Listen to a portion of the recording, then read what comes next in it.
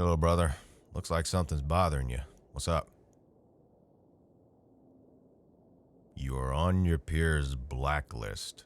Why is that? They are upset that you turned someone in for bullying someone else, huh? Have a seat. Let's hear the whole story. I take it the target was someone many of your peers don't like. Oh, yeah. And what did this individual do to deserve to be blacklisted to the point of them being disrespected? You gotta be kidding me. They are upset that the theatrical arts teacher chose the target of this mistreatment for the main role in an upcoming play, and those other students disagreed. So now they are attacking the target as a form of protest. Why do you say it's weird? Besides the fact that they're blinded by their own spotlights. I see. So they only validate your good deeds when they are directly the beneficiary. So what did the student you turned in do? Oh boy, some of the oldest tricks in the book. The old seat gluing and book gluing phenomenon, huh? And let me guess, they were going to take that book to the teacher and say that the student that they're targeting did it. These folks don't seem to realize the severity of their actions, to which selfishness has a tendency to disregard. Well, before I share what I mean, what was the verdict of the student who committed the act? Oh, so the other students who were bullying them got caught too. And the student who did the glue phenomenon got expelled, and 2-week suspension for the others who were accessories to the bullying. Sounds like the school board is trying to get a point across. How many folks were actually involved that were from the theatrical arts program? Half of them. Good heavens. And let me guess, they all kicked out now, huh? Never to be able to return to the theatrical arts program. And who was this person these folks wanted to have the main role so badly? Alright, so the teacher auditioned and selected roles based on performance quality. That makes sense. So what was it about this student that the bystanding students liked so much? Oh boy. So these folks are in the TPAT phase. TPAT? Oh, that's just something I made up. I call it the typical physical attraction trance. Basically a fancy way of identifying one who is simping. They're stuck in the mental state of their feelings of liking someone mainly for their physical features. And in that status, they enter a false belief that only validation from that person they are attracted to will give them any kind of value. Does the attractive student have any prior offenses? Oh, narcissistic. Great. What about the others involved? Same, huh? Well, here's the deal. There's a few issues with these folks, starting with their offenses. They are guilty, of course, of verbal abuse, possibly assault, theft of school supplies, vandalism, and aiding and abetting. That's why the school board expelled the student who did the glue stunt because of the theft issue, possession of stolen property, and also the vandalism stunt. Even though it may seem harmless that glue was put on a seat, that's still a form of damage. A lot of these folks don't even think about it, but when they use others' property, especially when they damage that property, it's vandalism. So hopefully these students learned from that after this whole incident. Number 2, these folks' motives for doing this. Clearly they are trying to get on someone's good graces whom A, those good graces by circumstantial evidence do not provide a pot for them to make porridge in, nor a window to toss it to feed chickens. And B, they probably don't even realize it themselves, but they don't really care about the recipient they're trying to impress, and the recipient is walking right into that minefield with this group.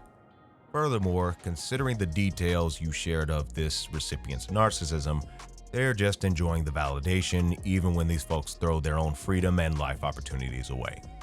Quite baffling indeed. Is there anyone at all standing up for you?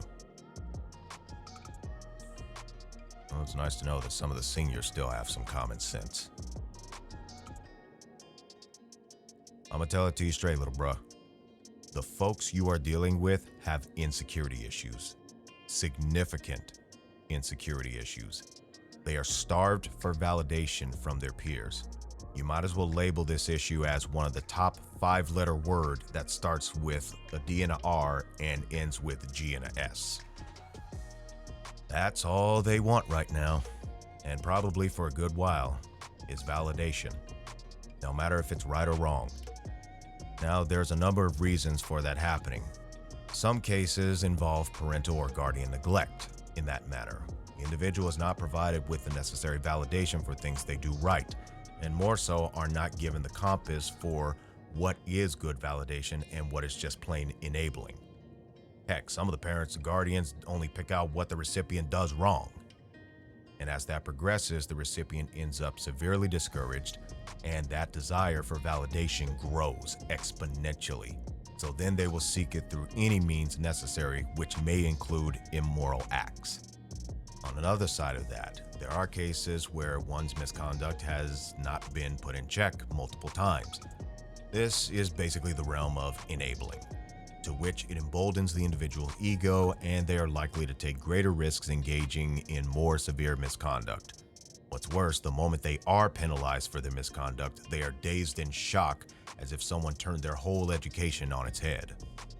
In the case of both these issues, on the day of accountability, the host will usually make up whatever excuse to justify their actions. While the first scenario is quite a sad story, the rules of accountability still apply. While there is some grace, they still need to give something to work with. They can't just remain in the misconductual mentality. Meanwhile, on the other side, the host tends to operate where as long as they have people who will agree with them, validating their agenda, then their actions and views toward reality are construed as true and correct. And if you dare challenge it, even with undeniable facts, you are likely to be demonized. Folks under this mentality are trying to redefine reasonable disagreement as hate itself. At the same time, they will only apply that when it works in their favor. Should that very mentality work against them, they will not hesitate to protest how flawed it actually is. Now understand, this is not to say that validation itself is a taboo element. It is not. I'm sure you've seen plenty online attempts from multiple people to seek validation from what are mostly strangers. Understand, this is not everyone. There are genuine cases where people are going through life challenges and are in need of some encouragement. The issue comes in when ill motives are involved.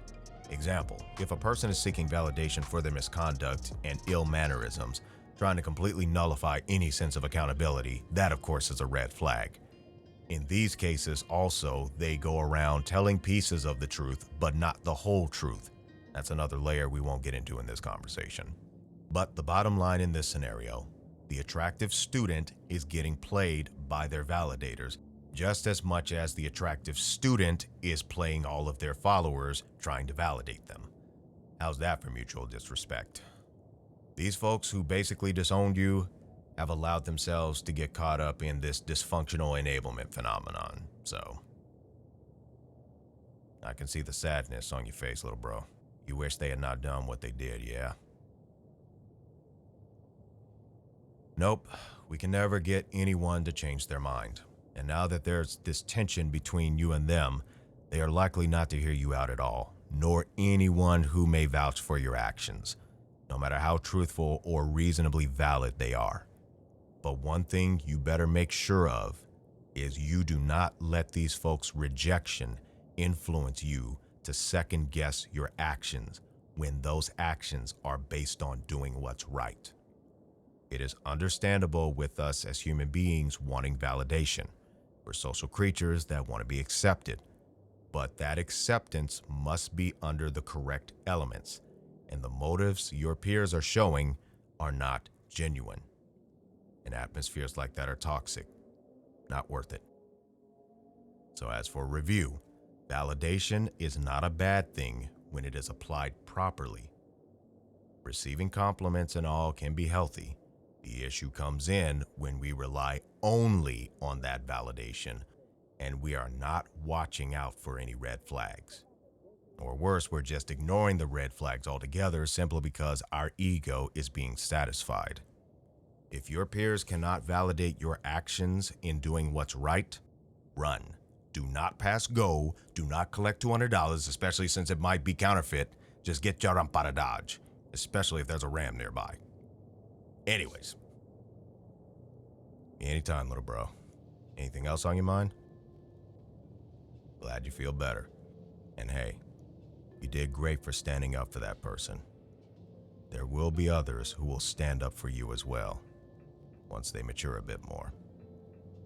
So, how about another round of Tetris?